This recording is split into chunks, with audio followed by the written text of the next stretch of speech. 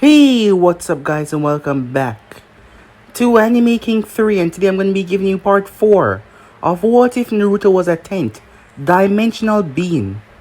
Remember to get this one to 100 likes as usual, share this to all of your friends on your social media platform, and also guys, don't forget to go ahead and check out the brand new episode of What If Naruto Was Abandoned and Became the leader of the 7 deadly sins over an Anime King 2, and enjoy that guys. And remember, if you're new, yes I indeed have 4 channels which I post what if on every single day for you guys to enjoy. So go ahead and smash that red subscribe button and become a part of the Anime King family. And thank you for all of your help and your support. I also post a new episode over an anime symbol of What If Naruto had the adapting ability like Doomsday, so go ahead and enjoy that guys. So yeah, without further ado or wasting more time, what do you say we jump right into this? Begin now guys.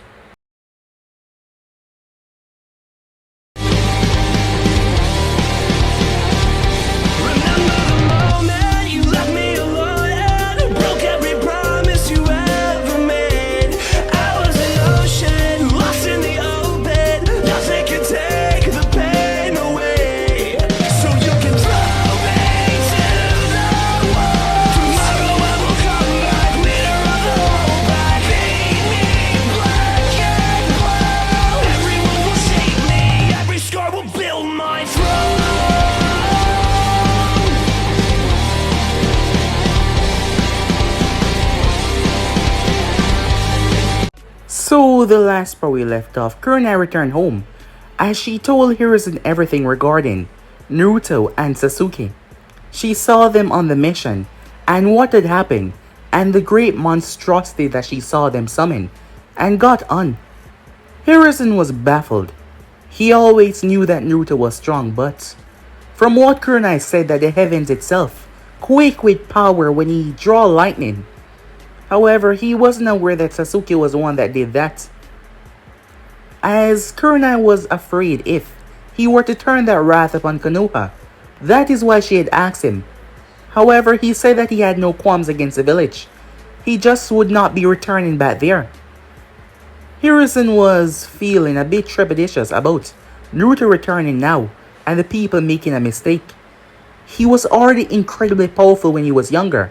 There was no telling how stronger he was now, or if he had any limits. Skipping back to Kiri, Mei and the others, her important figures, were having a meeting to discuss the movement of going forward. However, Sasuke and Naruto arrived. Sasuke made it clear that they did not need their help. They were here to help them. The people were against this, believing that they would just go over there and get themselves killed. But she was done talking as both her and Naruto made their way off. It wasn't long before they started to head towards the village. Mei asked Zabuza if he really believed that Naruto could do this, along with Sasuke. Zabuza had no doubt that they could. He saw a glimpse of their power and it was truly frightening, so much so he did not believe that the current Mizukage could stop them if he tried. So with that, they went over there, as Naruto and Sasuke was outside when Naruto shifted the room, shifting the outside, causing Yagura and his people to end up towards them. They were confused and shocked. All of the non-loyalists were left behind, but all of the loyalists were going to face off against Sasuke. They thought that she was just a weak little girl. However, they were sadly, horribly mistaken. While Naruto took on Yagura, the battle was an experience to say. It did not matter what he did. Naruto was sending him different places, through dimensions, sending him here and sending him there. He could not keep his feet steady on the ground. He was being tossed around and he stood no chance. He had no choice but to fully transform, to use the depths of what he truly can do, as he pulled out all of his might. Tail beast bombs, everything. However, Naruto was able to contain it and send it back at twice the force. Yagura was blasted apart. He had to revert back to normal as Naruto stood over him, When he noticed something, he peered into his mind, and what he saw surprised him. He broke the illusion that he had placed on him so long ago. Yagura dropped to his knees in tears. He has hurt so many people. He has wronged and killed so many of his people. He was ashamed. He begged Naruto to end him, as he could not go on like this. He just could not. There is no way that he could. After all that he's done. As Naruto saw it, it was a stain on his soul that he could never forgive himself. And if Naruto did not did it, he would do it himself. So Naruto sent him away peacefully. He promised him that he will find that masked man and obliterate him. Yagura thanked Naruto. The next moment he fell, as Naruto ended him peacefully. Naruto was not pleased to know that the man was just a normal man living his life and someone did this to him. It angered him. It truly pissed him off to no end. As Naruto stepped out of the crater, all the others, they were forced to fight. They had to. After all, their leader would not save any of them if they did not. He would end all of them. However, they didn't want to fight. As Naruto stepped out and told them to stop, many of them continued to rage and act like they wanted to fight. That is when Naruto releases anger. What happened was the entire world seeming like it was going to tear apart. He was not a being of comprehensions that they could understand. His power was above and beyond them. Even Sasuke, who was tremendously powerful, was feeling the weight as she started to breathe heavily. She had to tell him to stop, otherwise he might just erase all of them. It wasn't long after that Naruto relented, as all of them dropped to their knees, succumbing to their fear. Some time passed after that, as Mei and the others had regrouped with the village. Things weren't going to be easy, she thought, but it turns out that these people never wanted the war in the first place. These people were there, as Naruto had told her that he found the ones that was against it and left them behind. Mei was surprised how he did that. Just another miracle that he literally was. Some more time passed as Mei wanted to find a way to thank him for all that he did, as Naruto made a lewd joke. However, he told her that he was joking. It seems that no one got his jokes. Mei told him that she would give him some information though. Sasuke liked him more than a friend, as Naruto did not say if he knew that or if he did not. However, she was grateful for him. Both him and Sasuke will be staying here for some time until they were ready to move off once again. She told him to stay as long as he wanted. After what he has done for them, they are beyond grateful. She was also frightened of his power. Everyone was. To know that one human possessed power of the gods, it was a truly shocking thing. Now she understood why he was a double S class in the bingo book. So yeah guys, basically as we left off, you guys can switch across to please check it for yourself. Don't forget to go ahead and check out the other what ifs guys. Yes, over in the other channels I need 4 of them which I post what if on every single day for you guys to enjoy. So go ahead and smash that red subscribe button and become a part of the Anime King family. And thank you for all of your help and your support. Without further ado, let's jump right into this. Let's begin now guys. We begin this episode with Sasuke, as she was standing on the floating island looking around. All the summoned dragons were here. At first there was only one, the pet lizard that she had that Naruto had mutated and turned into her new summon. However, they had to create more friends for him. There was all kinds of dragons around. Red ones, blue ones, green ones, silver ones. All kinds of colors. They were all perfect. As she came by every now and then to check up on them, despite knowing that out of the food chain, they top all, including humans, as she doubted any run-of-the-mill ninja could ever stood a chance against her dragons. Even high-class ninjas and Kagis would be crushed under the full assault if they all were to rain down at once. Naruto wasn't with her. He was currently busy at the moment. Yes, they spent almost all their time together, but there were some times that they split apart, as they would be fine. They left Kiri About 3 weeks ago, after spending a few months there, the village had returned back to a beautiful sight. With a bit of Naruto's help, the people there had been tremendously grateful to him. They called him the Golden God. They had felt his might and power. It's been a long time since she saw Naruto angry. After Yagura had died that day, after finding out that he was being manipulated and controlled. To this day, no one in Kira knew about that, because Naruto didn't want them to think that. If Mei did something that they did not like, they would believe that she was being controlled. So he kept that a secret to himself. However, he hated that people could just use people like that. Despite the amount of power he possessed, he never had the instinct to go all psychopathic and rule over nations, despite the fact that he can do that whenever he please.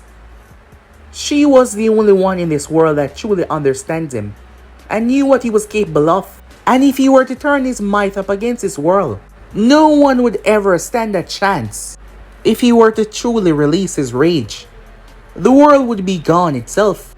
However, he has been talking about exploring other planets. But not right now, she thought. There was still a lot to do. Itachi was still out there. Despite all the power at their disposal, they can't just find him like that. Well, Naruto could, but he would have to lose the part of him that makes him human. She knew that he was holding himself back. He was keeping a firm grasp on reality. Because if he did not, he would go beyond it. His body would not be able to sustain in this form of living. He would end up obliterating the planet, maybe the entire galaxy, maybe the universe. She did not know. However, she was his connection. Yes, she was his connection to this planet and the mortal part of him. Without that mortal part, he would become a full god. His power would no longer be restrained. He would evolve into something beyond anything they humans can ever dream of. This might sound a bit selfish, but she didn't want him to go. She knew that he didn't want to leave neither, but she wanted him to stay here. It didn't matter how long they lived for. She just wanted him to stay here. She didn't want to lose him. He meant everything to her. He was her precious person. Just like Haku had said Zabuza was. For him. Meanwhile, with Naruto, as Naruto was sitting down in a small cafe, there was a cup of tea in front of him, and a few dongos on a plate as well. As he was enjoying his morning, there was a few people around. However, they did not pay him any mind or anything, as he just sat there, enjoying his food.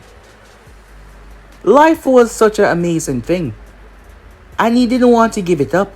Not to say that he would die, but he could not be here anymore if he transcended beyond what he was now.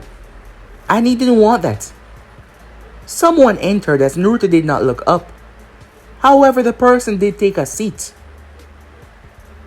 As the person raised his hand ordering something as well, despite not speaking to Naruto at all. As Naruto simply continued to eat his dango and sip on his tea, the person simply watched him, not saying a single word. He just watched him, as Naruto waited. He then finally spoke. You know, you look like a mixture between your mother and father. It's almost perfect, he said. I mean, you have your father eyes, your mother nose, and mouth as well. Your features are a blend between the both of them. I can see it perfectly, he said. Is that so? Yes, it is, he said. So, how have you been, he asked. Well, I've been good, said Naruto. How about you? I've been having some bad days, considering how long it took me to find you. Well, now that you have, what do you want? Oh, it's simple. I want you to return back to the village with me. Oh, said Naruto. Well, I'm afraid you waste your time coming here because that's not on my to-do list. And besides, you didn't finally find me. I'll let you phone me, said Naruto. What? I received a message not too long ago, said Naruto, from Kiri that you visited there. I see you noticed that they are now at peace. Yeah, and I was told that you had a big helping hand in that. I was surprised that they willingly gave me information about you, because I told them to. But you weren't even there. How do you know that I was coming? I know that you've been tracking me for a long time now, Jiraiya, said Naruto. As I do know that you are my godfather as well, the Toad Sage. I know a lot. But I also have this, said Naruto as he pulled out something and placed it on the table. Jiraiya picked it up and looked at it confused. It's a paper. Well, it's not just any normal paper, you see. Whatever the Mizukage writes on the one that she has, it appears on this, and whatever I write, it also appears on hers. Whoa, said Jiraiya in shock. Is this space-time Fuinjutsu? Not exactly, said Naruto. I created it myself. I'm surprised that you react that way. Haven't they told you about me? Well, they have told me that you're ridiculously powerful. Hiruzen told me that you can do some strange, crazy things. Well, he was right, said Naruto. As Naruto started to swirl his finger around the coffee cup that Jiraiya had just gotten, the next thing the Sani knew, it turned into a cup of sake. He smelt it. He took a sip. How did you do that? He said, as he did not fear that Naruto would try to poison him. He could sense no ill intent or no anger from the blonde at all. Well, it might seem like magic, but it's not. It's just that I have special abilities. I can do plenty of things. Like this, said Naruto, as he snapped his finger. The next moment, the entire place turned quiet. Jiraiya turned towards the people as they were all talking, but no words were reaching his ears. Why can't I hear them? I have erased the sound between us, said Naruto as he snapped his finger and he could hear the people talking once again. So, you're like some wizard, he said. Oh, far from it, said Naruto. I'm just special. What exactly does that mean? I'm not sure myself, but I can tell you this. You cannot physically force me to go back to Konoha. First of all, you're not strong enough. And secondly, there is no prison or containment in this world, no seal, that can ever hope to hold me. Jiraiya raised the eyebrow at that. Oh, trust me, said Naruto, I've checked. But if you want to try, go ahead. The Sannin was not moving. Despite knowing that he should do something, he believed the blonde, that what he said was no joke. So he said, you're not gonna return. You took that well, said Naruto. Well, I came in here, knowing that I possibly couldn't beat you.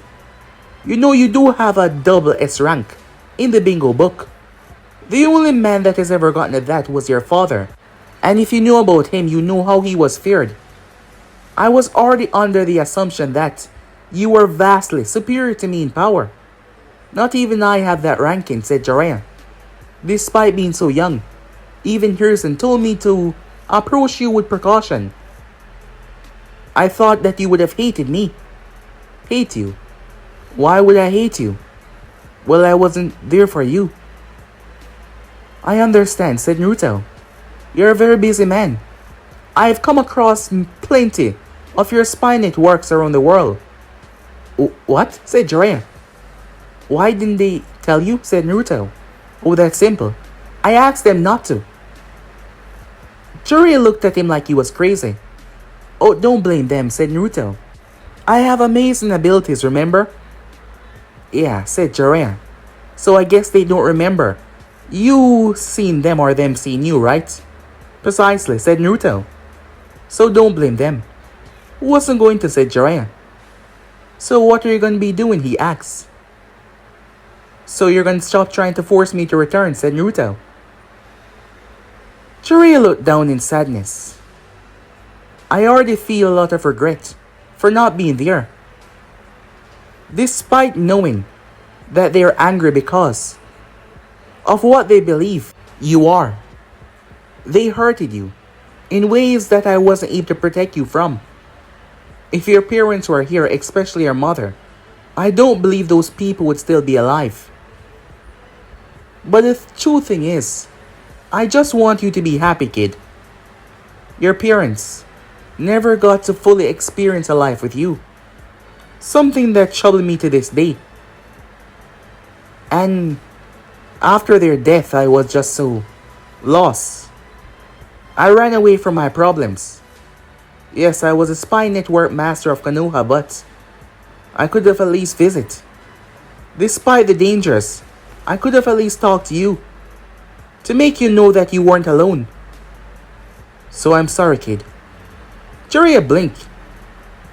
You're wondering why you're feeling so open and so relaxed, Naruto asked. What did you do? I just wanted to know what was truly in your heart, said Naruto. Jiraiya then realized that Naruto's finger had been touching his hand as he removed his hand. Yet he did not regret spilling all of that. As I said to you before, it's okay. You were in pain as well. And those people back at the village, one might think that I'm angry. And with the power I have right now, I could obliterate everything in my path. Fear started creeping the Sanin. But no, said Naruto. I don't want that. They're happy to live their life, and I'm happy to live mine. I've never felt more happy than how I am right now, with my life in the outside world. I see, said Jiraiya. So I guess I won't try to ruin that.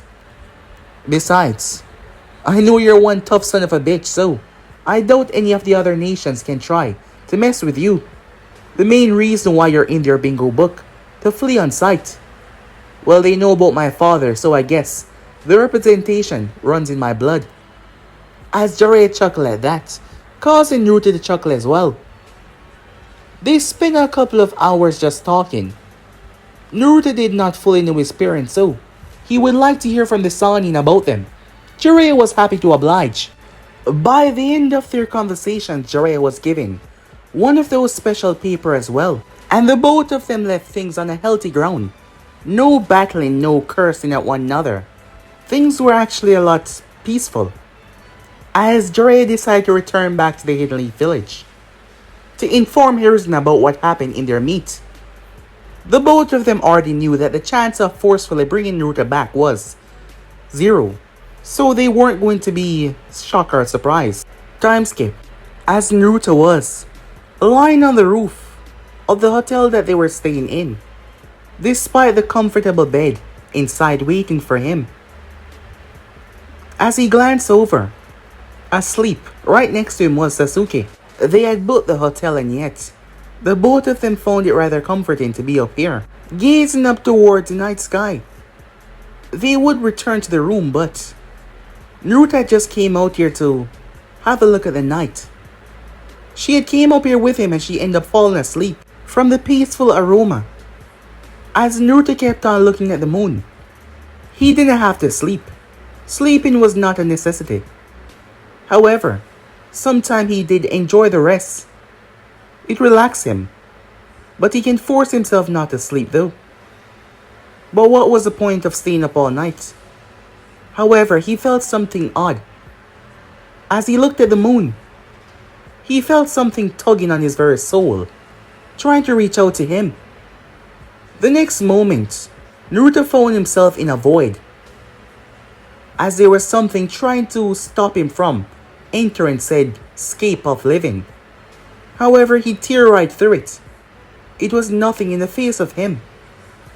As he arrived, the place was barren. There was no trees, no hills, just a flat, empty, inhabitable space. In the center of it all sat one woman. She was chained. She sat and chains wrapped her in her arms and legs. One of them wrapped her in her neck. It kept her bind and sealed down towards the earth. Whatever they were in or on. Naruto stepped towards her. She looked towards him. "What are you?" she said. That was our first question. Where am I? Said Naruto. You're somewhere that you're not supposed to be. I've never felt someone reach beyond the seals before. I was able to bring you here, and you actually came through. She said, surprised as she looked at him. Naruto looked at her as he sat in front of her, despite her state of being someone rather bad for her to be locked away. She had two horns protruding from her head. Long white hair. There was a red eye right in her forehead. Her eyes were the Byakugans. She was dressed in a white dress with Megatama markings on it. I'm not fully sure what I am, but what are you? Said Naruto. I am Kaguya Osusuke, she said. Naruto tilted his head. Of course you do not know of me. I've been locked away since the dawn of chakra has traveled through your world. Who put you here? Said Naruto. Unfortunately, my own sons. Why? He asked her. You have the power to free me, she said, changing the topic. Free me from this prison, and I shall tell you everything that you need to know. I'm afraid I can't do that, said Naruto. You can. Yes, I can, but I will not. I can sense a dark undertone under your words. I can feel the darkness festering inside of you. I was able to project my consciousness in here, but I can't physically do anything to change you unless I physically remove the seal in the outside world. And I will not do that because I can sense so much darkness inside of you. And I don't wish to release you on the outside world. With that, he was gone, completely cutting her before she could say a single word to him. Naruto opened his eyes back on the roof. It seems this world has more to offer than he thought. However, she was locked away, so there was nothing to worry about.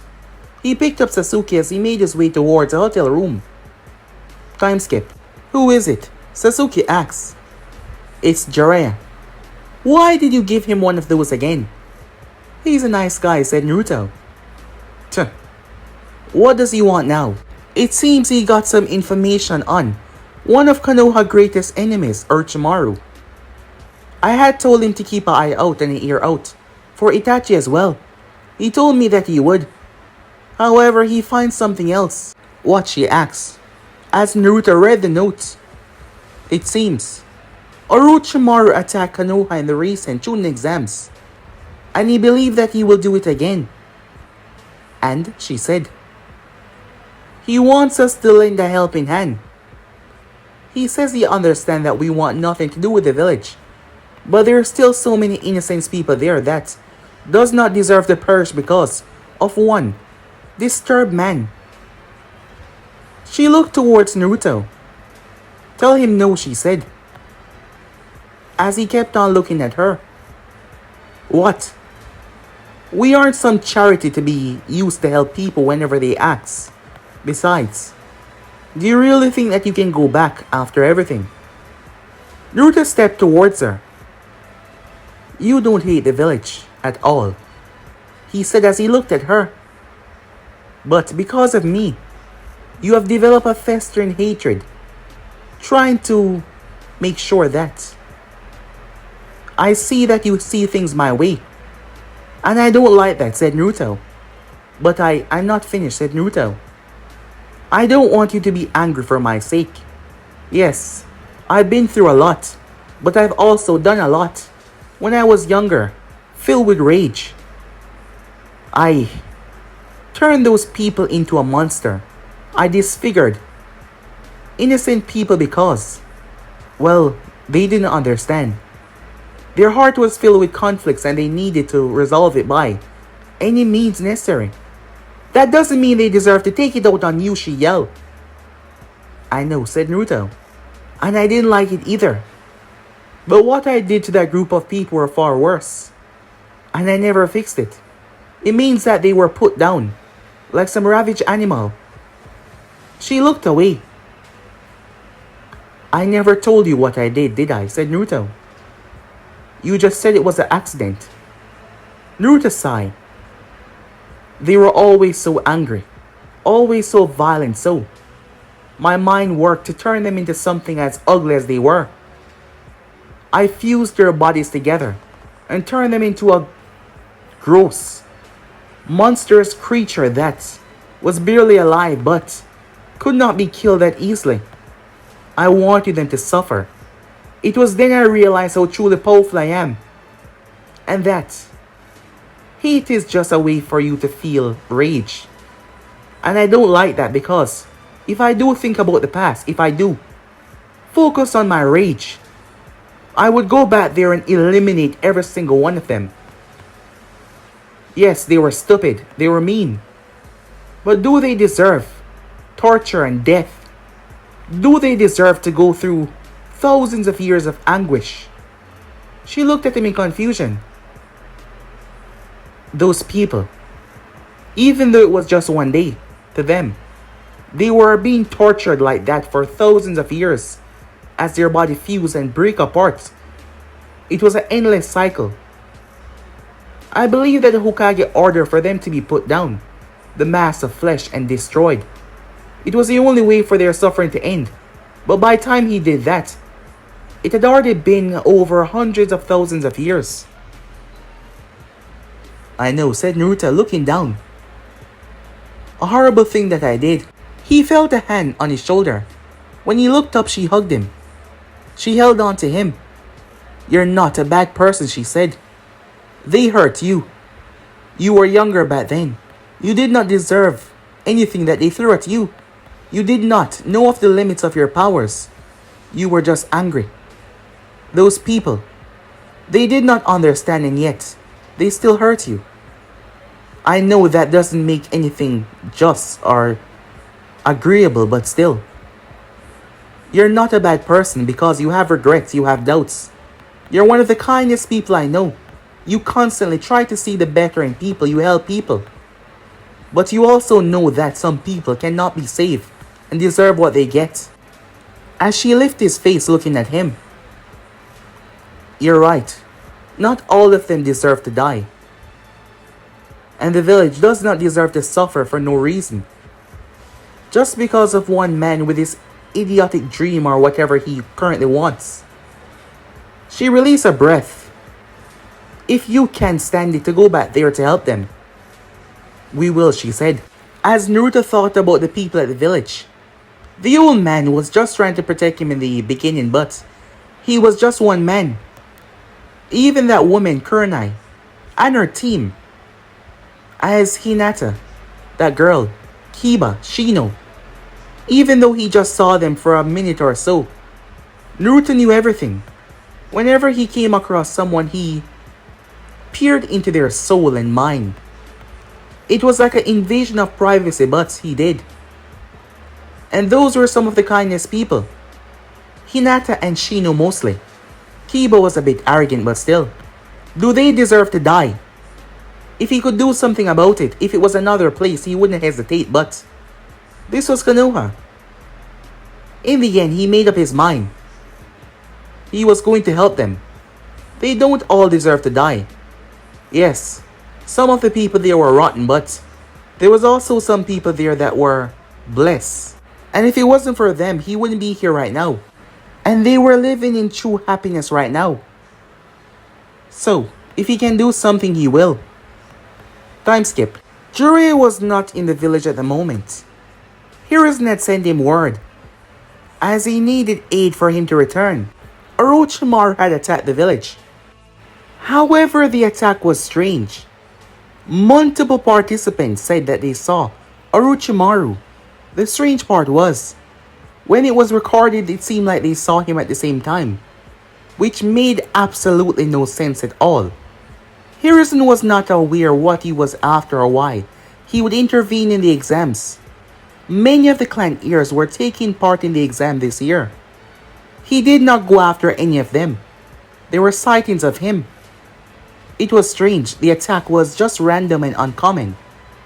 However, knowing him, he had something brewing, something big.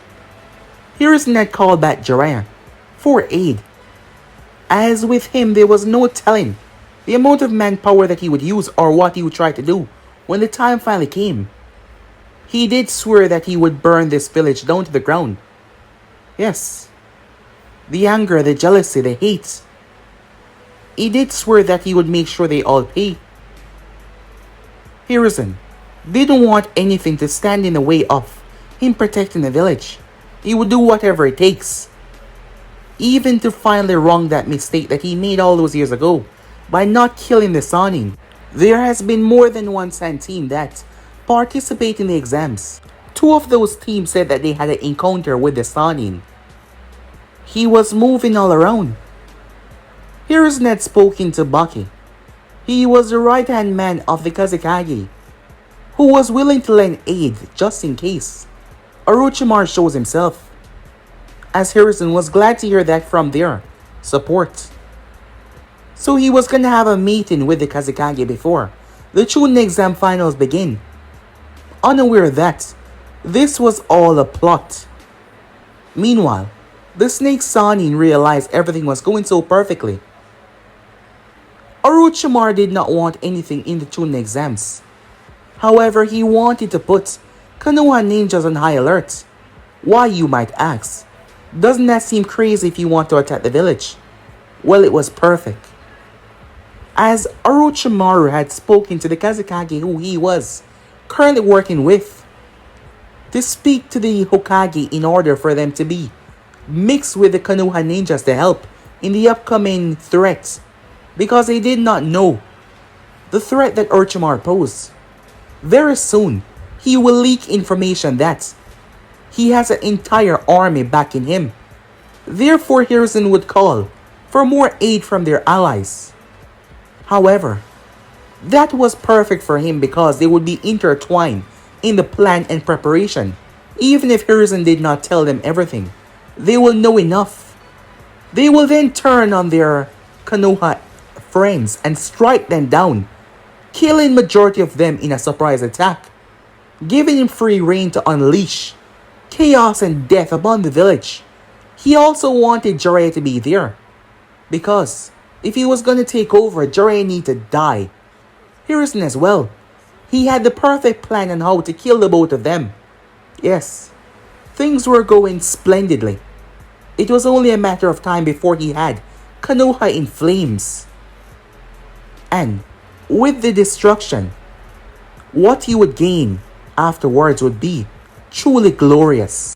Even now, his spies are working in and outside of Konoha to prepare it for its ultimate destruction. Time skip. Hiruzen was talking to Baki, the right-hand man of the Kazekage. The meeting between him and the Kazekage will be soon. However, there was a knock on his door, but it didn't matter because Baki was about to leave. The secretary came in. Hokage-sama, there's someone that's here to meet you. Hiruzen raised an eyebrow at her just allowing someone in, without giving him notice first, even over the intercom. Baki excused himself. However, the person came out of the corner and he bumped into the person by accident. He apologized as the person walked by with a nod. There was another person as well, two to be exact. The secretary then stepped out. Standing in front of Hiruzen was a dark-haired man with grey eyes, seemed to be in his late 50s.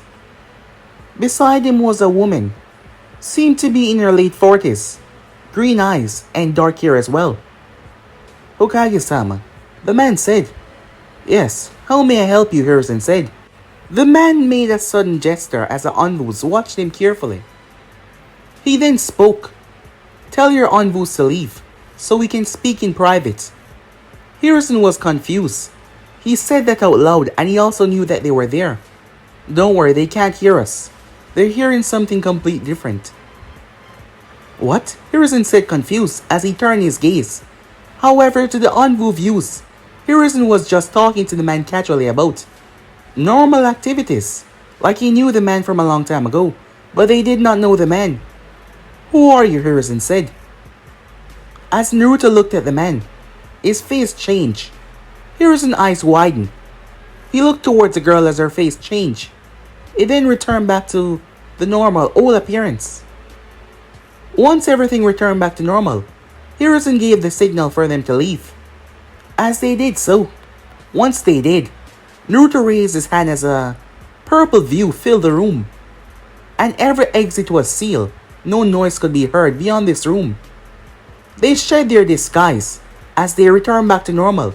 Not even his envoys could see through their disguise. Just what type of transformation was that? And yet, he did not see any smoke or anything. Maybe it was far beyond that. From what Jiraiya told him recently, Naruto has gotten even more advanced than before. As the both of them were standing there, he didn't know what to say. After all these years and time. "It's good to see you, old man," said Naruto. "And you as well, Naruto, Sasuke," he said. She gave him a nod. "I see that you two have grown well. How are you both?" "We're fine. You shouldn't be worrying about we. You're the one getting really older," she said. "Time. It come for us all, doesn't it?" As Naruto did not respond, neither did she. "I'm guessing that Jiraiya was able to reach out to the both of you. He told me that he would try, but I should not expect anything. I know that you do not hate the village as a whole, but you do not like it either. But yet you're here to lend a helping hand. Yes, because not everyone deserves to die for no reason, especially because of a psychopathic man that is still stuck in the past. We've tried to fix several areas over the past, several locations. Yes, I've heard about your work in Kiri, and the several other smaller villages that call you, that worship the both of you as some kind of gods. Well, that's their doing," said Naruto. "Now, I'm here to speak about what is going on." "Wait, you know?" "Yes, that man earlier. When we made contact, I found out what was going on. At first I did not, but it seems like you're being played." "What are you talking about?" "That man is in contact with a spy from Orochimaru. The both of them are working together because the Kazekage is working with the Sannin as well. They have not told that man everything, but they plan to attack sometime in the finals. This Orochimaru sighting within Konoha is their doing. He's not been to the village yet. It's the people, and also some of his spies inside the village. They're doing this. They want to push your guard up for reasons of you calling for the Sand aid. Then they will turn and stab you in the back." Hiruzen was baffled. After all these years, to believe that the Hidden Sand would turn upon them like this, after everything. Why, he couldn't understand. Naruto then turned his back. "Where are you going?" "We're going to the sand," Sasuke said, already knowing what Naruto wanted. "Wait, you can't," Hiruzen said. Naruto turned towards him. "Look, old man, I'm coming here to you as a favor, and because there are certain people here I believe do not deserve to perish. However, you're gonna have to let me do my thing, because I'm the only one that can stop this from turning into a full-blown chaos at the moment. So will you let me do my thing?" said Naruto. Hiruzen looked at him. "Alright, fine," he said. "I'll put my trust in you. Please, help us," he said. Naruto nodded. "We'll be back soon," Sasuke said. With that, he placed a hand on her shoulder and they were gone, like they were never there. The sensation vanished. Hiruzen couldn't believe it, so much information. The sand was going to betray them. He was not sure what Naruto was going to do, but if there was anyone that he could put his faith in, for getting things done, it was that boy. For years, the civil war has been raging through Kiri, and a simple visit from him, well, it changed everything. As Naruto and Sasuke reappear outside of the village. "So how are we gonna do this?" she asks. "From what I felt, they need to feel fear as well." She looked at him. "Wait, are we going in hostile?" she asks. "I knew that you were going to love that," said Naruto. "What part of it is not to love?" she said. "This is the fun part. And besides, us doing this is like preventing a world war between two nations that did not need to go to war. You're just saying that because you want to Going hostile, said Naruto. Well, it's part of it. Time skip. Phenomenal. That was all most could say. To the sight in front of them, it was something that most of them never thought they would ever witness. Rain was falling in the desert. It happened out of nowhere. Thunderstorms, followed by rain pouring down. Many people thought this was some kind of message from God, some kind of historical thing that would only be seen once. Rain has fallen a far, far, far time in the past, but it was just a blimp. But this was a storm raining down upon them. This wasn't supposed to happen in the desert. Everyone quickly made their way. As the rain washed down on the village, certain areas of the village were being greatly affected because they were built for the desert, not for rain. Thunderstorms started to strike outside the village. Massive tornadoes started to gather, shocking everyone. Tornadoes of wind and water and sand, the wet, damp sand. This was truly confusing. The Kazekage sat in his office. His name was Raza, father of Temari, Gaara, and Konkuru. He was confused. His wife had died upon giving birth to Gaara. Since then he had become a hard man and took out a lot of his resentment on his own son. And soon enough he was going to betray a long-standing ally, which was Konoha. And yet, this rain and shower, he wondered if this was a sign. The next thing he knew, two people appeared in his office. His envoys all fell to the floor. It happened so fast. Immediately he got up, but he was slammed viciously into the wall by a child. A teenage girl. She held him there with little to no ease. He raised his hand, however, her eyes changed. He wasn't sure what they were. The next thing he knew, his hand slammed into the wall by some unseen gravitational force. She then released him as he could not move. He was pinned where he was. He heard the thunder outside as he looked towards the window as the other child stood there. He could feel fear in his soul. He could tell that these two were causing this, but how? They were just children. As Naruto stepped forward, we know about your attack on the Hidden Leaf Village. Raza could not fully see their face because of the darkness. He could only see part of it when the lightning clashed against their face. The lightning was causing a power outage, as there was no light in his office. Raza was forced down towards his butt as he was forced to sit down. Who are you people, he said. He could not even feel his goddamn chakra. Who we are is of no consequences. What you should know is, we know about what you're planning to do. And we need you to call it off immediately. However, keep Orochimaru out of the loop. Go to the Hidden Leaf. You're going to have a meeting with the Hokage. Tell him everything. Tell him the truth. And beg for his forgiveness. He will forgive you because that is the kind of man that he is. Naruto stepped forward and placed two fingers on the man's forehead. I see. You're not doing this out of greed or spite.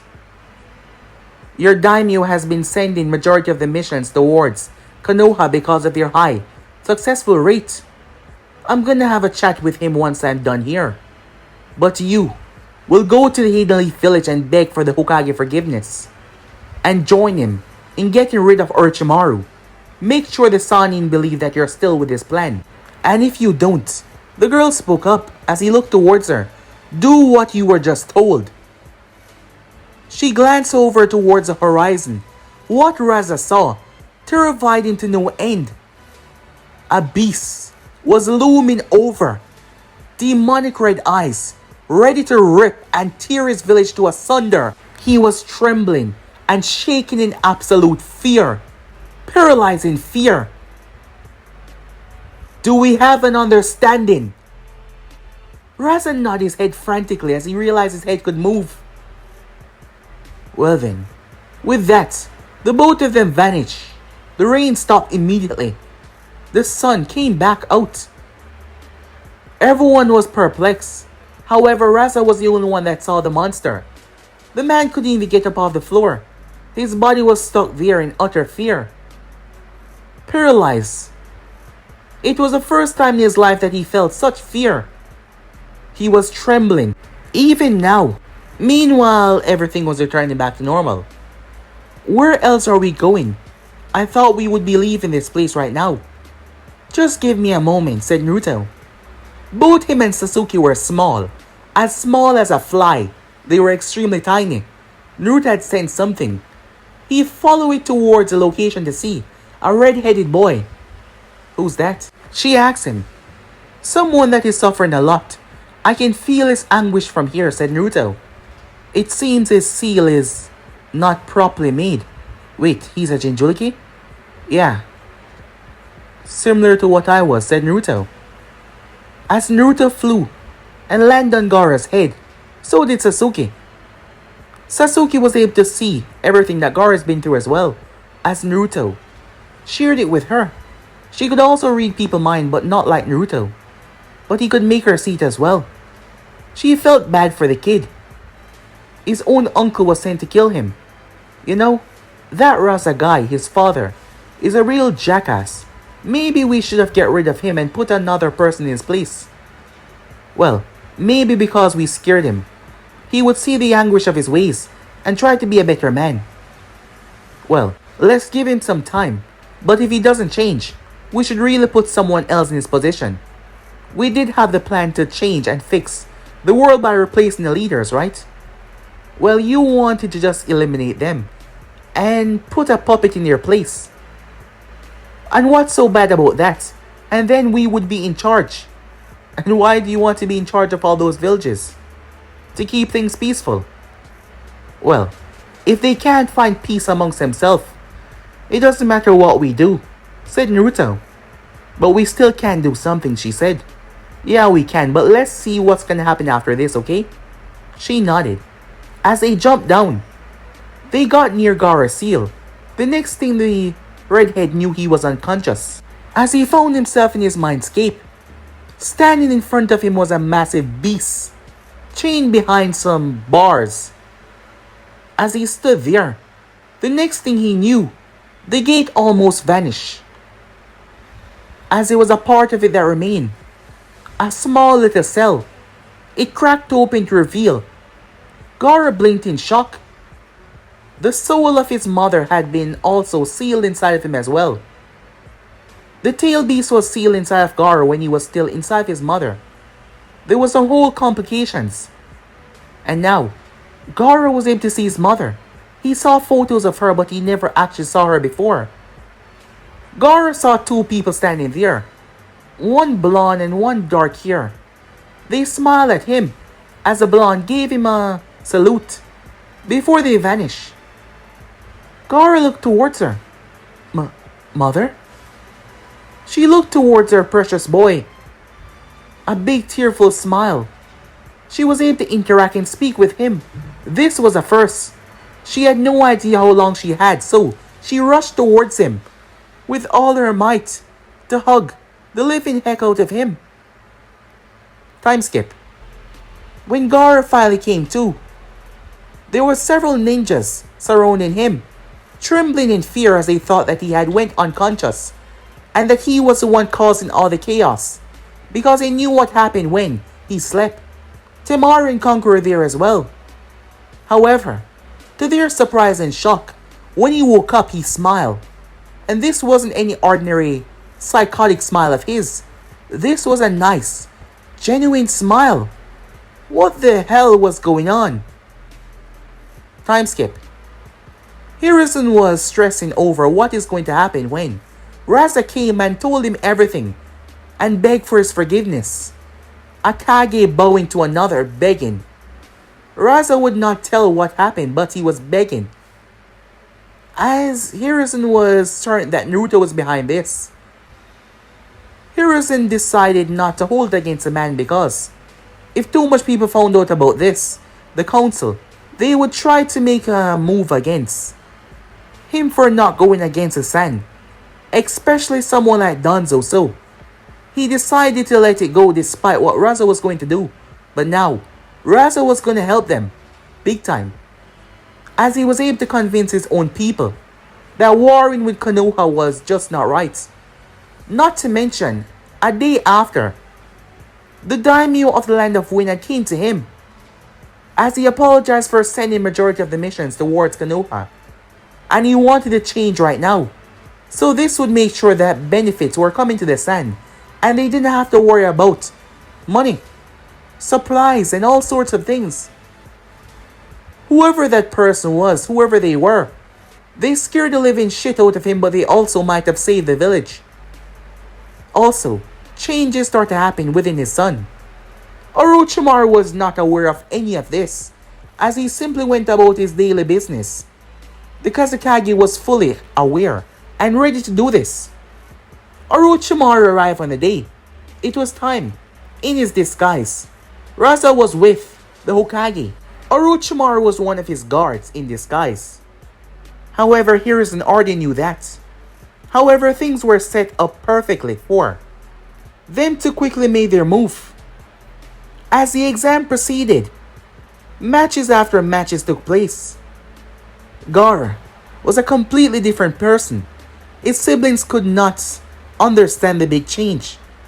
He apologized to them for all that he has done. He was reaching out to them. At first they thought it was some kind of game that he was doing to mess with their heads, but he was different, kind, nice. Not to mention, even in the fight, he faced off against Shinwa Burmi, and Gaara did not try to kill him. He just knocked him out. It was truly a shocking thing that they ever see. Even Raza saw his son and started to respond more openly towards him. Gaara was doing the same. It was strange. Tamaru and Conqueror wonder if they were in some kind of different world, unaware of the persons that did all of this.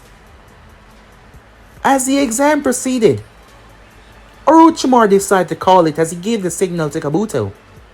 Feathers started to fall down. However, immediately, Kurenai went to work.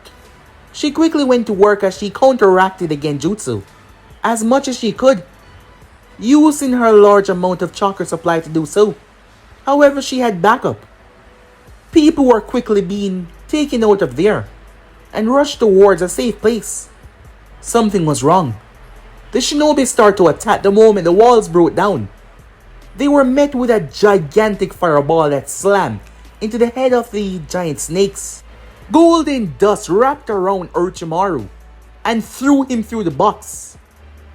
He was sent sailing as he crashed down into the arena, hard. Hiruzen jumped down along with Raza, along with Hiruzen's two bodyguards. It wasn't what you were expecting, Hiruzen said towards the man. Orochimaru snapped his gaze to Raza. "What did you do?" he yelled. "The right thing," Raza said. Orochimaru frowned. He was pissed off. "Kill them," he yelled. "Kill them all." All of the disguised sound ninjas started to retaliate. However, Konoha ninjas were beating the living crap out of them, as well as the sand ninjas. They had this planned and prepared. Orochimaru had no choice as he jumped away. He performed the Edo Tensei. He failed on bringing back the fort because his soul was already consumed by the Shinigami. As he brought out the first and second Hokage, his Sound 4 appeared and created a gigantic barrier inside of the field area, trapping Raza and himself and Hiruzen inside, along with Hiruzen's two guards. However, that was going to be the biggest mistake of his entire life that he ever committed. Something was wrong. He felt it. As the two guards that stood behind Hiruzen removed their hood, and it was two people that he did not recognize. They looked like standard ninjas. However, they had this confidence about them.